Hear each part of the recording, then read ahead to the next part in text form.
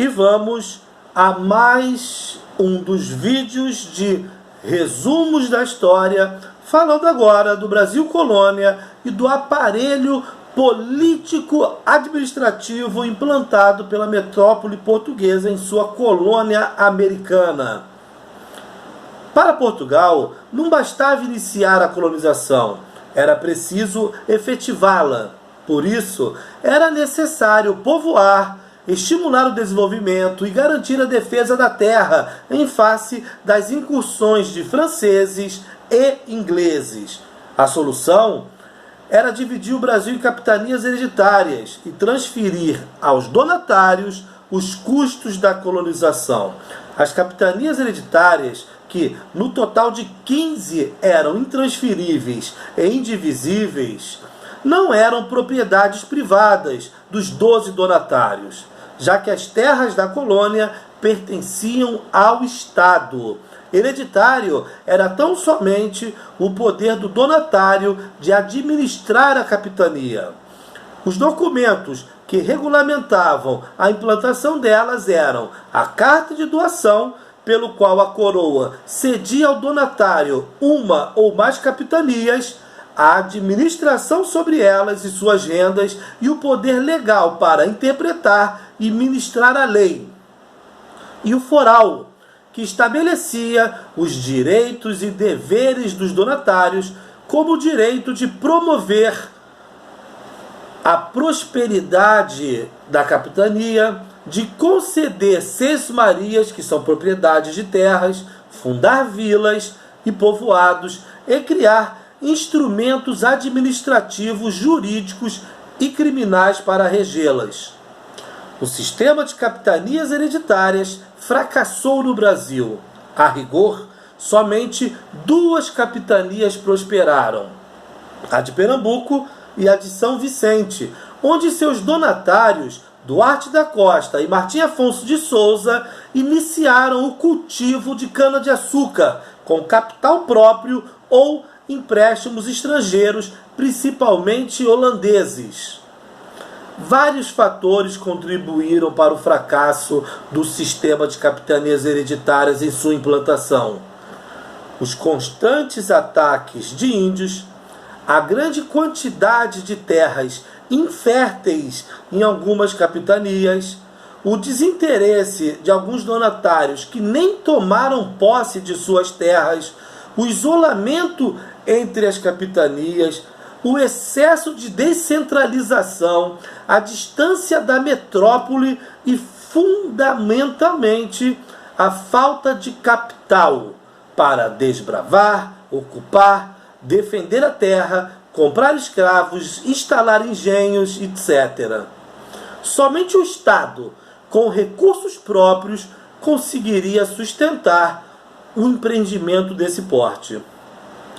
Como único recurso para atingir seus objetivos, lucrar, colonizar e eliminar a ameaça estrangeira, Portugal resolveu participar diretamente da vida colonial, instalando o sistema de governo geral para auxiliar as capitanias hereditárias.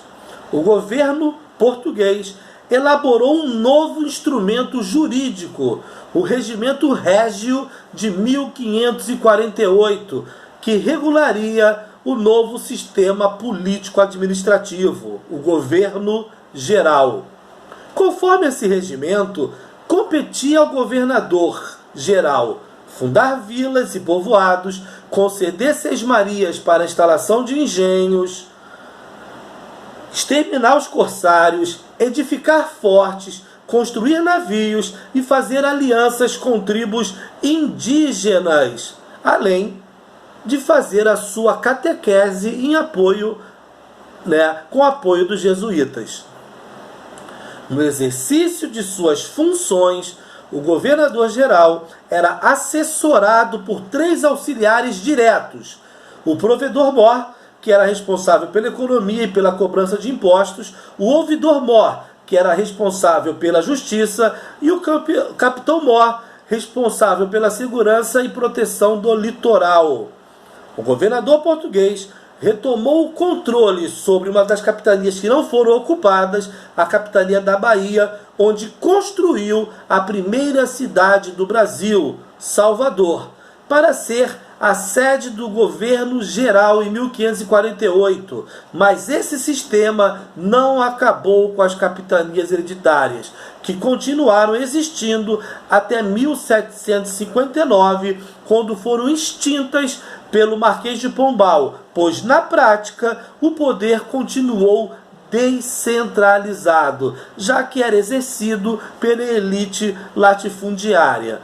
Mesmo assim, o sistema de governo geral durou até 1808, com o nome de vice-reinos, a partir de 1720.